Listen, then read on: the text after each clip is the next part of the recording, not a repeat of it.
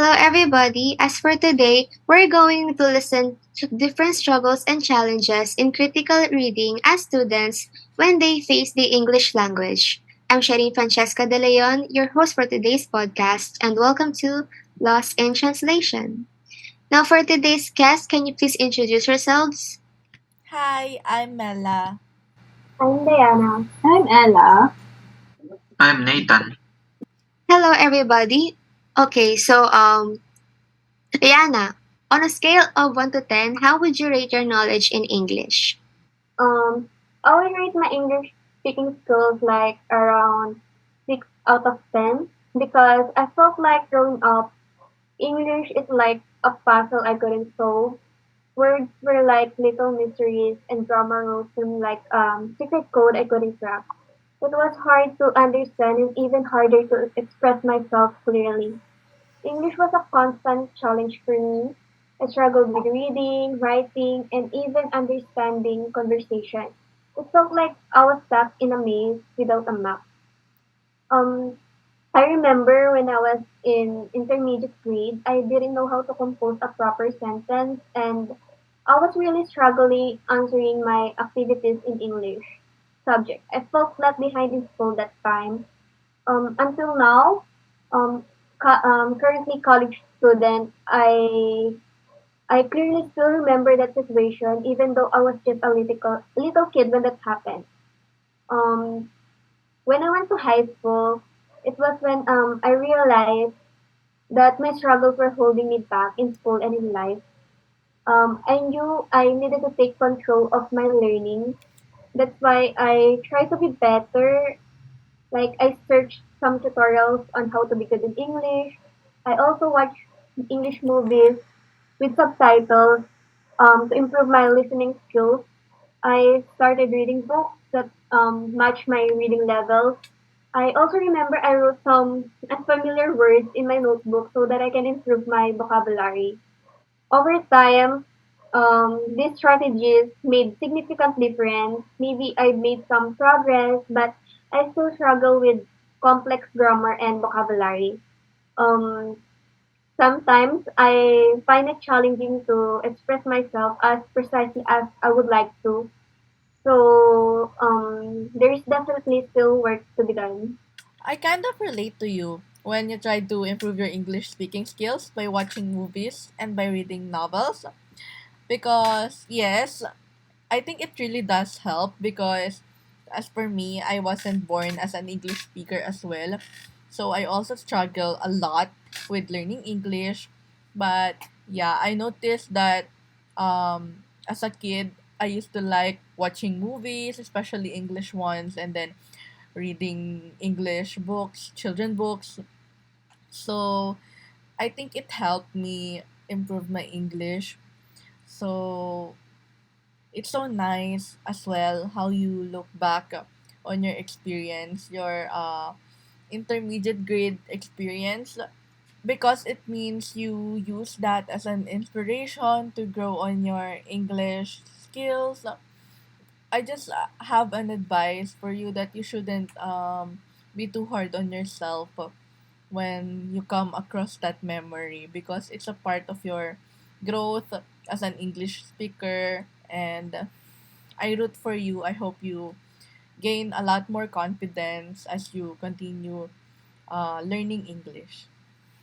As for me, I grew up in a household where we speak in our native language, which is Filipino, and I think it's only natural because I'm born here. So, when it comes to the English language, I had a small and narrow vocabulary.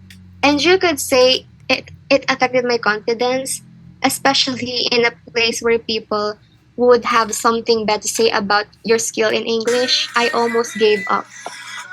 As a student, of course, critical reading is very essential because how would you study if you have small knowledge in the English language?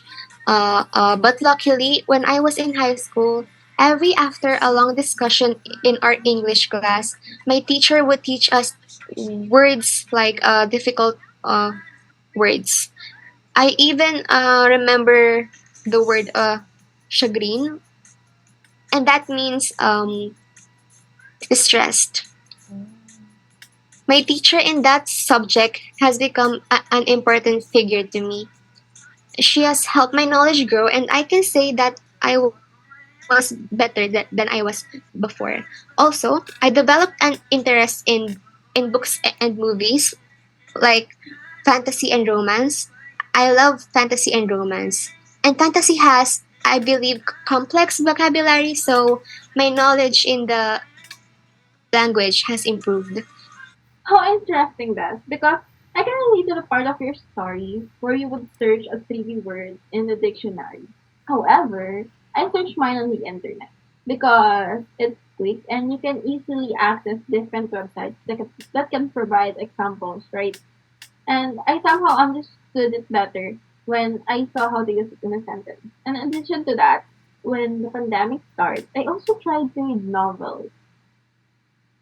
I think it helps my reading comprehension to be better because I always get nervous reading back then. What about you, Mela? How would you rate your English on a scale of 1 to 10? If I were to rate my English speaking skills, I'd say about 7 out of 10. Although it is surprisingly a lot easier for us Filipinos to study or speak in English as a child, I wasn't that good. I mean, I wasn't that inclined with learning a second language because I used to think that it does not actually relate to my dream course, which is to be a doctor. So when I was a child, I had a misconception that um, I only need to do good in science to be a doctor because I did not think that English has any significance with that course. That's why I did not paid much attention into learning a second language. So it's only not until my transfer to other school that I learned that I can also do good in English as well because when I was from my previous school, I used to join quiz bees as a science representative. But when I transferred schools, it was when my teachers told me that I should be representing English instead because they said I do better in English than in science. And my friends also told me that I have great English speaking skills, but I know for a fact for myself that there is still a lot I'm missing when it comes to conversing with other people, and I know that I'm not that fluent yet. But one thing I know is I've learned and I've improved because I used to be shy when speaking in English because it's especially hard to speak another language aside from your mother tongue. But because of other people's motivation, especially my mom's, I continued practicing English and it helped a lot. And it helped that my mom is a teacher, so I get to converse with other people, with her foreign friends, with pure English. And I still do blank out most of the time when speaking in pure English, especially throughout this experience, throughout my sharing of experience. I've been blanking out, but I would say it's purely decent. Maybe that kind of surrounding was like a stepping stone for you, right? For me, I think you should continue in speaking in English. Like, for example, speaking in English, like, as your mode of communication. In that way, you are practicing your skills not just for communication, but also for critical reading. What about you, Ella? In my case, Beth, my lack of knowledge in English has affected me in terms of public speaking. So back then, we were taught that when someone asks you a question in English, you ought to respond in English as well. So therefore, I feel like it is crucial for us to know how to speak in English, especially when there's a recitation in school, right? So I'm sharing you guys about my personal experience. So this happened back when I was in high school. And we had a recitation in one of our subjects about one of the famous Greek myths. I think it's about Trojan horse. So my vocabulary back then was not that broad. So I am having difficulties understanding the flow of the story. So in addition to that, the pressure of having presentation is nerve wracking. And we all know that when we are nervous, we sometimes forget things, right? So here's the thing. When my teacher asked me the questions, my mind went black, like literally. And like I didn't even read the story. So that's when I realized that I need to improve. So therefore, I practice reading and expand my vocabulary. To not repeat the same mistakes that I made, sometimes I try to summarize everything to see if I really understand what I read. And I also try to practice my speaking voice. I sometimes talk to myself when I'm alone. I know like it sounds weird, I don't know you guys if you do that, but it helps me practice my pronunciation. Um, and it brings my confidence back, especially when I'm talking to other people. Oh my god, we're the same. I have that same situation back in my high school years. What do you think about the relationship between critical reading and the challenge of the English language? Being a critical reader is especially hard in itself, and critical reading in a second language is even harder. So I think not being excellent in the understanding text and informations really does Mm, have a relationship with how you understand the English language in itself. mm, So it's especially hard, especially as a student trying to learn academic text. It will be even harder if you are not that good in speaking English or understanding English in general. I agree. The connection between critical reading and the challenges of the English language is quite important. Critical reading is like a powerful tool that helps us conquer those challenges. It's how we uncover the hidden meanings in English and become better at it. When we read critically, we become like language detectives, making English less daunting and more understandable. So, what can you guys say to those students who have been experiencing the same challenges when it comes to the lack of knowledge in the English language in terms of critical reading? I would say, don't be afraid to express yourself more.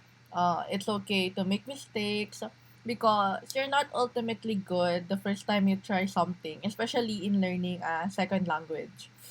You should also not be afraid to go out of your comfort zone because most of the time, success is earned through hard work and discomfort.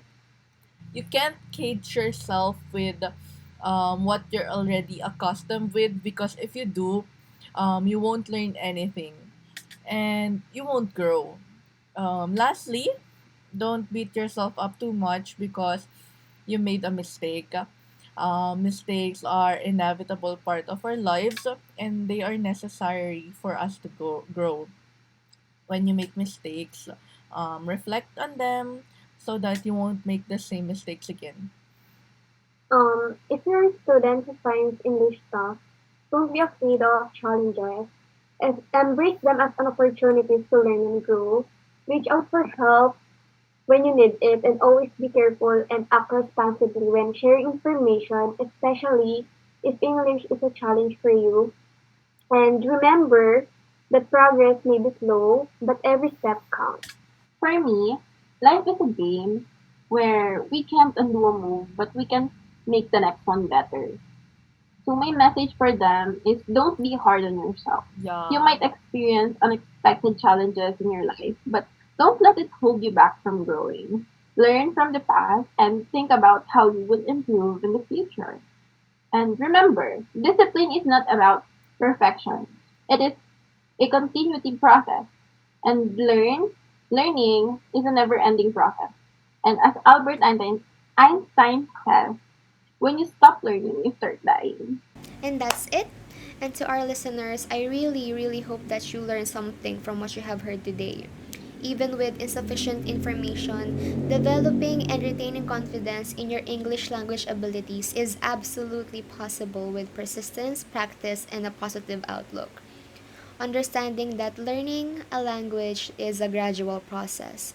Even when faced with difficulties, please be kind to yourself and maintain your optimistic attitude. Believe in your talents and know that you can improve your English over time with your perseverance and constant effort. Always remember to celebrate your accomplishments no matter how minor, no matter how small, and keep working hard to achieve your goals. Thank you for listening and have a great day. Bye. Bye. Thank you, guys. Thank you.